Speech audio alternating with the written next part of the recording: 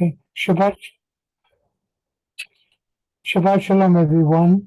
Welcome to this week's Kabbalat Shabbat. Hopefully, we will have the Rabbi join us shortly. But it's my great privilege to invite Morris to give us a Devar Torah. Thank you very much. Spotlight is coming in there. Fine. Right. Good evening. Good afternoon. Tattooing has become a very popular form of self-expression. It has a high fashion following. In every strata of society, people have tattooed, from prisoners who want to assert their individuality or to be identified as being part of a particular inmate's gang, to the armed forces with wish to be recognized as a member of an elite group, to celebrities who want to show that they're cool and part of the set. To be fair, tattooing is expensive, painful, and depending on the tattooing environment, potentially dangerous to health, possibly career limiting. Last year, I was in Canary Wharf at about going home time.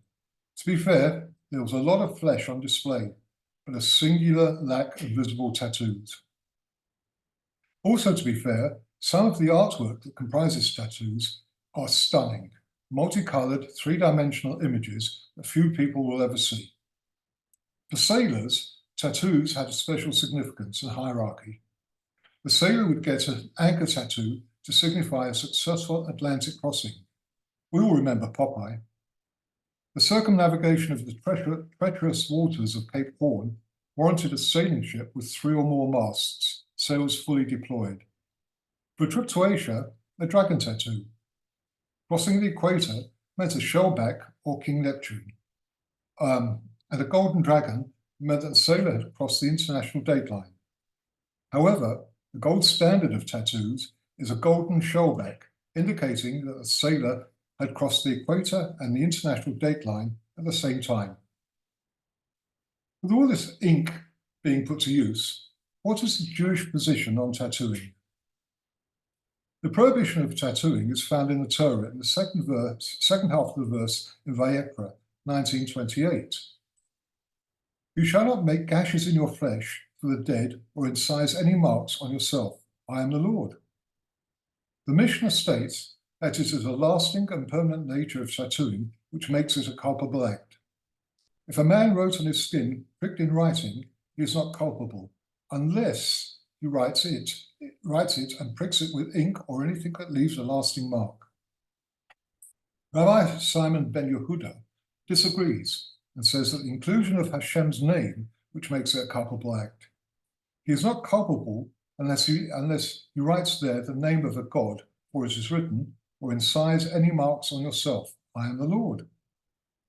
The Babylonian Talmud goes on to debate whether it's the inclusion of Hashem's name or a pagan deity that makes it a culpable act. Maimonides clearly sees the origin of this prohibition as a result of an act of idolatry. He includes in his section concerning idolatry and then explicitly states, this was a custom amongst the pagans who marked themselves for idolatry. But he concludes that regardless of intent, the act of tattooing is prohibited. Maimonides further explains that another reason for the prohibition against tattoos is a Jewish response to pagan mourning practices. Scholars such as John Hugenhard and Harold Leibowitz suggest that the prohibition against tattooing as a death ritual in ancient Mesopotamia, Syria, Israel, and Egypt makes no reference to marking the skin as a sign of mourning.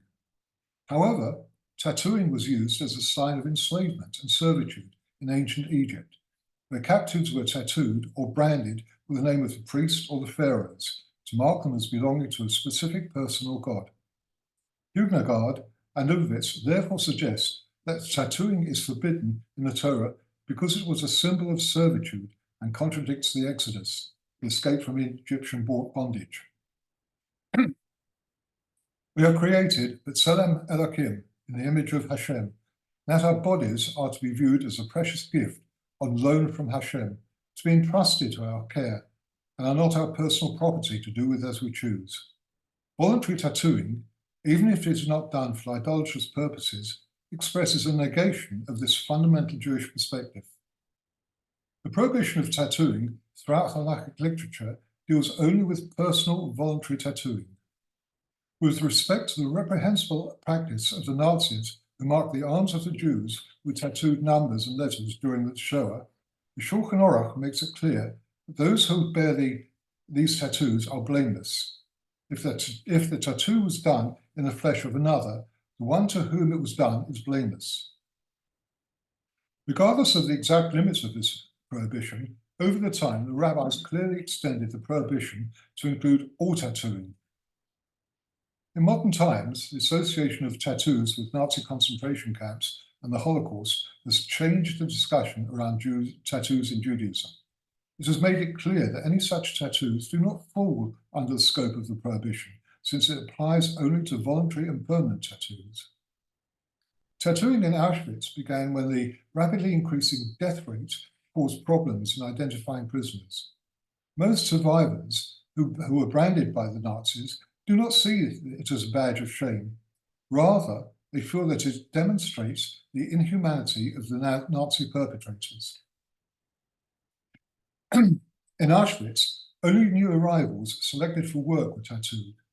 It seems that this tattooing, this recording of work assets, was not adopted in other concentration camps. Tattooing was generally performed during registration, when each prisoner was assigned a camp serial number.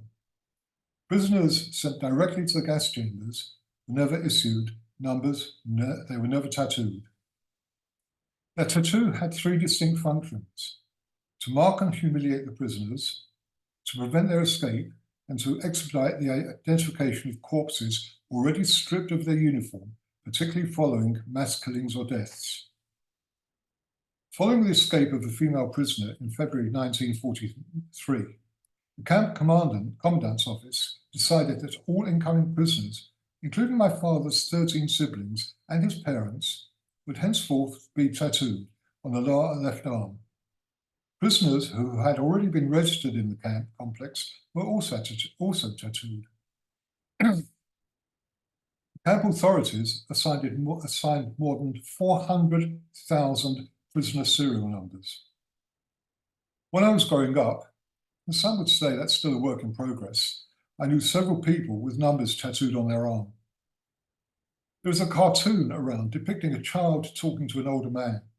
The child notices the number tattooed on the man's arm and asks very solicitously if it's there so the man should not forget. The man replies, no, it's so that you don't forget. Tomorrow is International Holocaust Remembrance Day. So let us not forget the 6.5 million of our ancestors who were slaughtered during World War II and celebrate the fact there are still 245,000 survivors. At the same time, we must not forget the 1,200 murdered on the 7th of October and 130 or so of our people still held hostage for the past 114 days. Bring them home. Am Yisrael Chai, Shabbat Shalom, and thank you. Shkoch, Morris, for that. Shakayach. That it's Can I just add to that, because tomorrow night people can people can Yeah. watch the I was just about to mention that, Irene. oh, okay.